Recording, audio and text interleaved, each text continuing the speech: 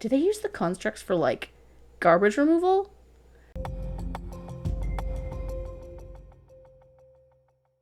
Hello, welcome to Sound and Fairy Book Reviews. As usual, I am Tina.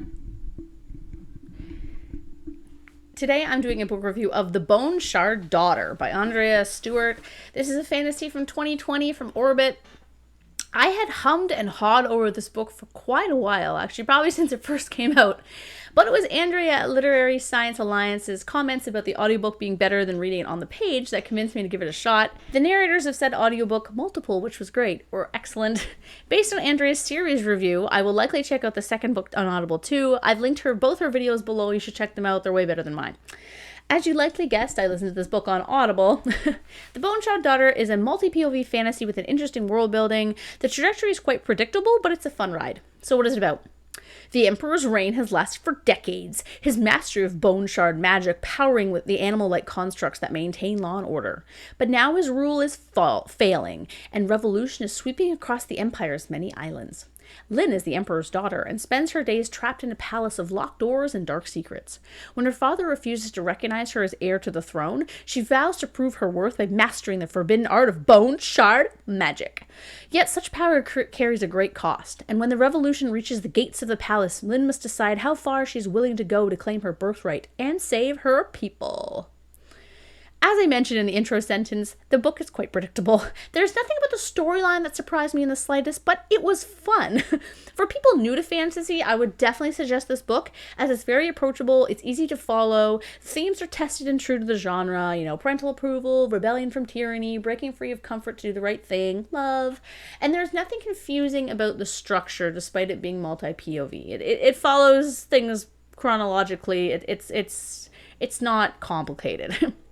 The world building I found was quite fun. It's an island-based fantasy that's definitely not Western-derived, with a magic system that is very intricate and unique. You quickly learn that bone shard magic relies on the Empire taking a shard of bone from a child, which the Emperor then stores for later use. The use of this bone powers the Emperor's constructs, kind of like robots, and the magic is used to imbue the shard with magical commands.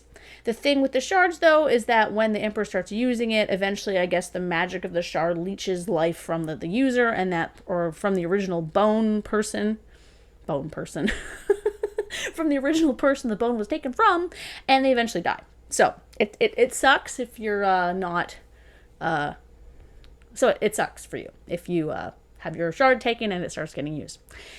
One thing I thought this was really interesting and really fascinating. It kind of shows, the depth of the Empire's control over the population, that people, not willingly, but must allow their children to undergo this technique, I guess. But I wasn't quite sure how the Empire worked in terms of actual governance of these bone shards. I wanted a bit more detail on that.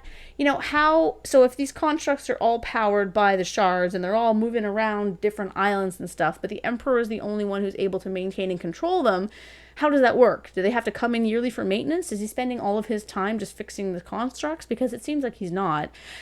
And again, infrastructure issues, are the bane of my reader existence, and I'm always questioning little minutia of world building. But I mean, if you don't care about that kind of thing, do they use the constructs for garbage removal?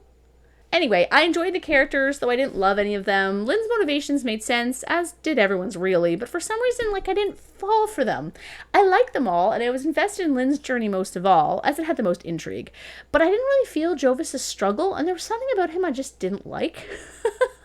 And while I loved the normalized queerness of Renami and Falu's story, and I appreciated the arc of Falu, I didn't particularly care as much as I do about other characters in other books. I don't know what it was. I'd have to maybe if I'd read it on the page, I would have been more invested, because sometimes when I'm listening to an audiobook, I'm doing other things and I get distracted, like my dog barking at other dogs, or me cleaning and my kids bothering me, things like that. So who knows? Maybe I'll read the next one on an actual book, and we'll see if I feel differently about it.